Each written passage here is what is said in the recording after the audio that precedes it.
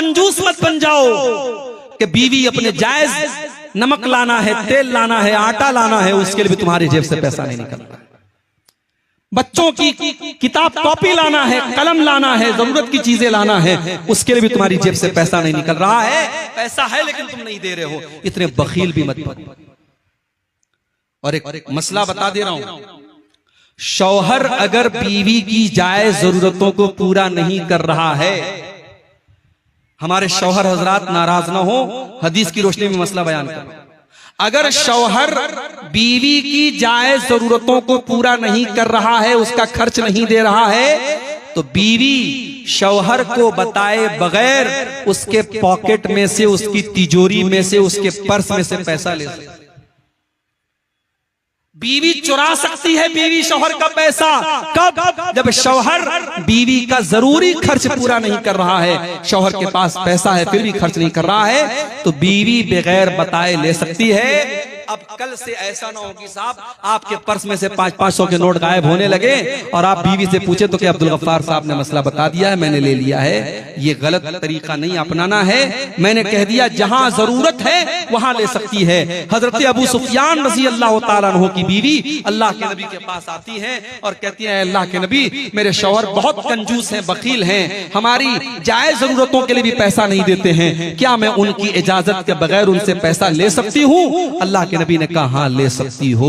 तो बीवी शौहर अगर कंजूस और बखील है, बास शौहर बेचारे बड़े कंजूस होते हैं, अल्लाह ताला हिफाजत करे, और वो अपने बच्चों की जायज जरूरतों को भी पूरा नहीं करते हैं, तो ऐसी कंजूस शौहरों की बीवियां उनकी तिजोरी में से पैसा बगैर बताए ले सकती हैं। अल्लाह ने कहा कंजूस भी मत बनो, वला तबसुतहा कुल्लल बस्ती फतक़उदा मलूमम महसूरा, और अपने हाथों को इतना फैला भी न देना कि बाद में तुमको मोहताज हो जाना पड़े।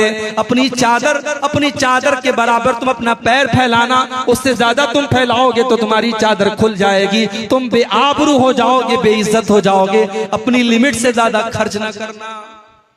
एक मसला अक्सर पूछा जाता है, मौलवी साहब क्रेडिट कार्ड इस्तेमाल करना कैसा है? आजकल क्रेडिट कार्ड पर बड़े ऑफर भी आते हैं। आजकल मोबाइल जैसे फ्लिपकार्ट पे, अमेजॉन पे अगर आपको मोबाइल लेना है, अगर आप कैश में मोबाइल लेंगे 25,000 का मिलेगा, क्रेडिट कार्ड के जरिए लेंगे पता लगा साहब 2,000 की छूट चल रही है, 3,000 की छूट चल रही है, और क्रेडिट कार्ड फ्री में बन भी जाता है। बन तो जाता है फ्री में, और कुछ क्रेडिट कार्ड ऐसे भी होते हैं कि उसमें कोई इंटरेस्ट भी नहीं लगता है। चलो वहां तक तो ठीक है, मगर होता क्या है, अब क्रेडिट कार्ड आपको मिल गया, क्रेडिट कार्ड पे आपको लिमिट मिल गई 1 लाख रुपए की, अभी आपके अकाउंट में सिर्फ 10,000 रुपया है, लेकिन आपको क्या लग रहा है कि मैं 1 लाख का मालिक बन गया। अब आप धीरे धीरे शॉपिंग कर रहे हैं, ऑनलाइन चीजें देख रहे हैं, बीवी ने कहा ये भी ले लो, आपने ये भी ले लिया, बच्चे ने कहा ये भी ले लो, आपने ये ले, आपने 1 लाख रुपए तक का सामान ले लिया। अब क्रेडिट कार्ड का बिल आया, उसमें लिखा है साहब अक्टूबर में आपने 1 लाख का सामान खरीदा है, नवंबर की 30 तारीख तक अगर आपने पे नहीं किया तो आपको डेली 200 रुपया पेनाल्टी लगेगी। मैं 200 मिसाल के तौर पे कह रहा हूं, ज्यादा भी लग सकती है। अब ये जो पेनाल्टी लग रही है, एक तो ये हराम है, ये ब्याज है, सूद है, और दूसरे ये है कि आपने अपनी लिमिट से ज्यादा खर्च किया। इसीलिए कभी लोन लेना, लोग ये भी सवाल करते हैं कि लोन लेकर के कारोबार करना कैसा है। बाज लोगों ने रास्ता निकाला कि साहब हिंदुस्तान है, यहां अगर हम लोन नहीं लेंगे बैंक से तो कैसे तरक्की करेंगे, कैसे हम बिजनेस करेंगे। कोई जरूरत नहीं।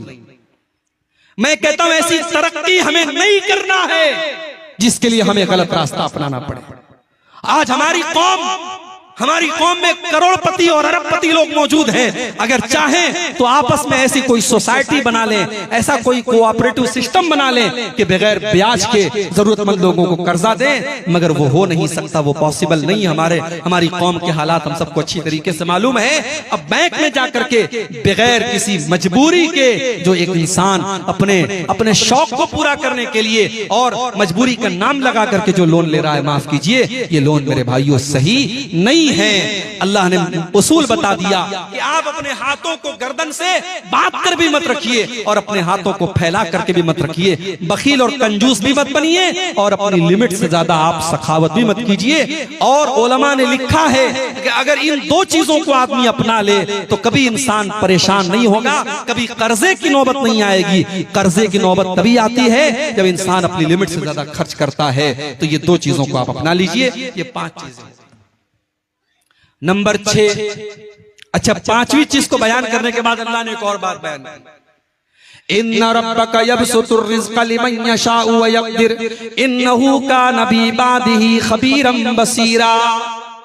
ऐ दौलत वालों, कहीं तुम्हारे दिल में ये एहसास ना पैदा हो जाए कि मेरे पास दौलत है इसलिए मैं बहुत अच्छा हूं, और किसी गरीब को ये ना लगे कि मेरे पास दौलत नहीं है इसलिए अल्लाह मुझसे नाराज हो गया है।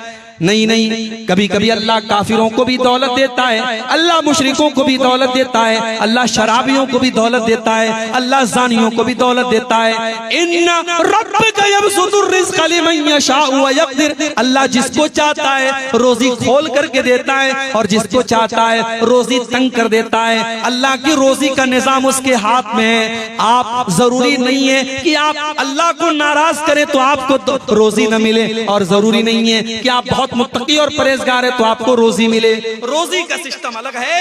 अल्लाह ने कारून को भी दौलत दी थी, अल्लाह ने फिरौन को भी दौलत दी थी। तो दौलत का निजाम अल्लाह ने अपने हाथ में रखा है। उसकी वजह से कोई ये ना समझे कि दौलत वाले से अल्लाह बहुत खुश है और गरीब से अल्लाह नाराज है, ऐसा नहीं। तो 5 चीजें हो गई। नंबर 6, वला तक़तुलू औलादकुम खशियत इमलाक। और ऐ ईमान वालों, अपने बच्चों को तुम कत्ल न करना फाका कशी के डर से। अपने पेट के लिए अपने बच्चों को कत्ल न करना। नहनु नर्ज़ुकुहुम व इय्याकुम। तुम्हारे बच्चों को भी रोजी हम देते हैं और तुमको भी रोजी हम ही देते हैं। इन्न क़त्लहुम कान ख़ितअन कबीरा। औलाद को कत्ल करना बहुत बड़ा गुनाह है।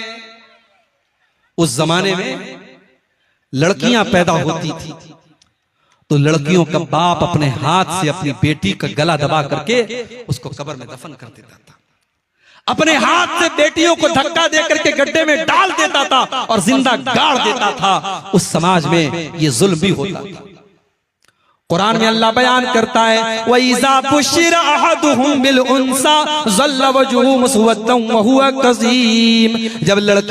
जब किसी बाप के घर में लड़की पैदा होती थी तो लड़की के बाप का चेहरा काला पड़ जाता था। यतवारा मिनल कौमी मिन सूई मा बुश्शिरा बिही। वो बेचारा अपना चेहरा अपनी कौम को दिखाता नहीं था। अयुमसिकुहु अला हुनिन अम यदुस्सुहु बित्तुराब। उसके सामने 2 रास्ता होता था। अगर बेटी को पाले तो समाज में जलील होना पड़ेगा, और दूसरा रास्ता ये कि अपने हाथों से अपनी बेटी को जमीन के अंदर दफन कर दे, गाड़ दे। बेटियों को गाड़ दिया जाता था।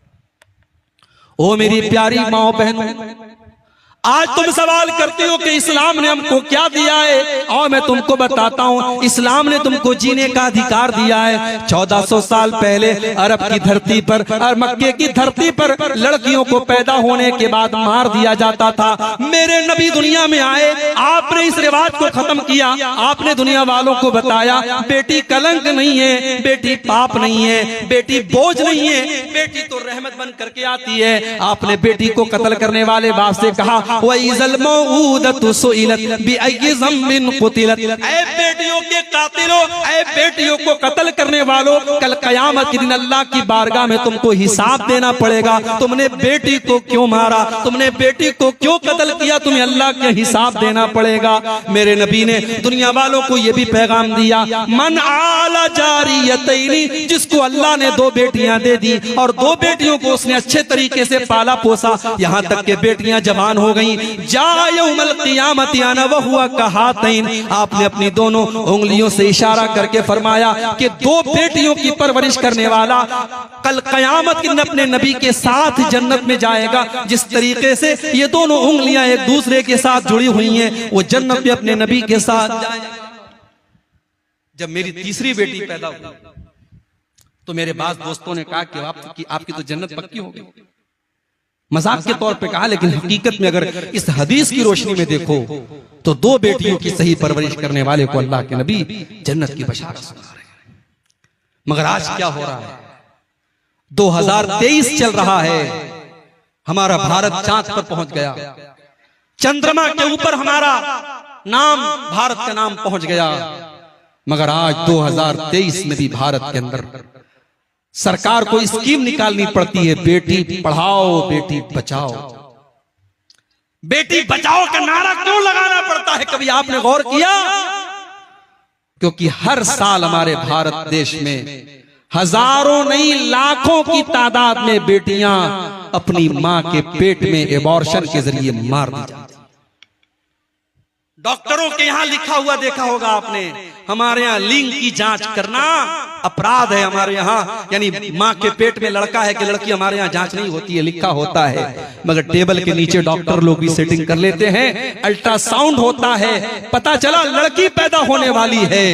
बीवी से कहता है नहीं, 4 बेटियां मेरे पास ऑलरेडी मौजूद हैं, इनकी कैसे शादी करूंगा, इनके जहेज का इंतजाम कैसे करूंगा, मुझे नहीं चाहिए लड़की। और डॉक्टर से कहता है इसका एबॉर्शन कर दो, और मां के पेट में वो लड़की मार दी जाती है। और बेदर्दी और बेरहमी इस कदर होती है मेरे भाइयों, अगर आप एबॉर्शन का वीडियो जाकर के यूट्यूब पर देख लें तो शायद आपकी आंखों से आंसू आ जाएं। उस गरीब बच्ची को, उस मासूम बच्ची को, उसका क्या कसूर था मेरे भाई, उसको बोटी बोटी बनाकर और कीमा कीमा बनाकर उसको मां के पेट में मार दिया जाता है। मैं तो कहता हूं आज का इंसान 1400 साल पहले दौरे जाहिलियत के इंसान से भी गिरा हुआ इंसान है।